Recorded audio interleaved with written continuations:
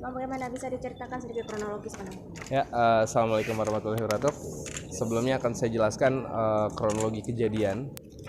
Ya, karena kejadian ini terjadi pada hari Rabu tanggal 26 Juni tahun 2019 pukul 13.30. Jadi yang menjadi objek pencurian adalah kantor kas cabang Bank Syariah Mandiri di Komplek PT Arun.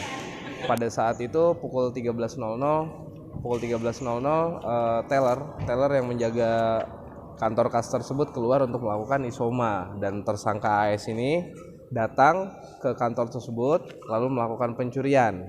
Ya, melakukan pencurian dengan membuka gembok, lalu membuka pintu kantor kas, lalu mengambil cash box yang seperti sudah saya jelaskan, mengambil cash box yang berisi uang tunai senilai 19 juta rupiah. Setelah itu dia langsung menuju ke waduk untuk tersangka mengambil uang cash yang masih bagus, yaitu yang kelipatan 100.000 dan 50.000. Sisanya beserta cash box itu dilemparkanlah ke dalam waduk. Lalu tersangka ini masih sempat bekerja pada malam harinya. Ya, untuk diketahui tersangka ini adalah salah satu karyawan dari PT Bank Syariah Mandiri. Itu yang menjelaskan kenapa dia bisa memiliki kunci kantor.